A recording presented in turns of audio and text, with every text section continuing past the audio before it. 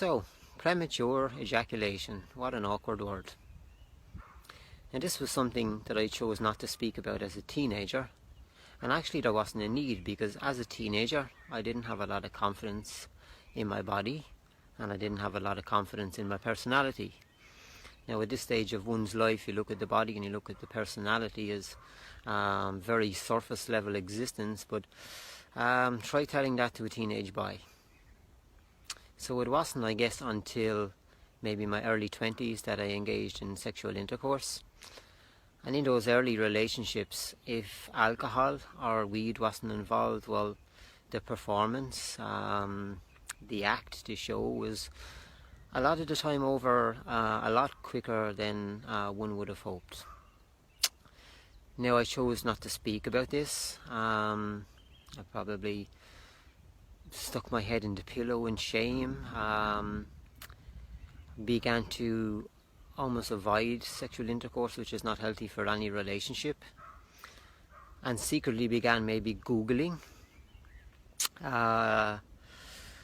coming across, looking for the potential causes, and coming across things like numbing cream and circumcision can have something to do with it. And with Dad not being around from the age of 10 onwards, I can remember the confusion. And something else I came across was choking the chicken. Now for me, to choke the chicken would be to feed the anxiety. And what I have noticed over the last number of years is, the anxiety wasn't in the tip of my penis. It was much deeper than that. It was unresolved grief, it was unresolved relationship with my living parent, it was having no understanding of what was happening in my body. So, as I spoke about for the last few years, it was the practice of meditation to give me insight into my life, allow me to sit with my emotions, the practice of yoga to not exactly to be able to touch my toes, but more to understand where I'm holding tension in my body, and various other practices like writing my life story and silent retreats, etc. So that's the kind of work that's been done in the last maybe 10 years or so.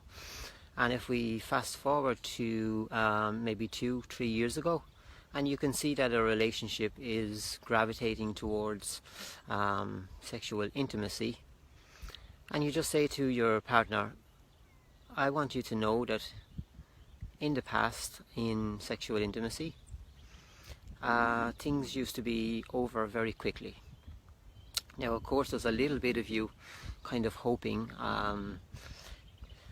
as to how it will be received, but to be intimate in that way with someone is to be intimate with yourself. To speak to someone is to speak to yourself, and I speak about the power of sharing, and I should say the power from sharing. Because when you get to the place where you're ready to share something so intimate like that with somebody, you're at the level of acceptance. There's no need for numbing cream, no need for choking the chicken. It's acceptance. You are absolutely okay with how you are as you are right now. And that in this case brings relaxation, and relaxation allows you to understand what's happening in your body, and it brings about change. Now I would say in my relationship I do not suffer from premature ejaculation. I don't, it's not a concern in my relationship. I don't hope it'll never return. I deal with the present moment as it presents itself. So before we end, I'd like to say no chickens were choked in the making of this video.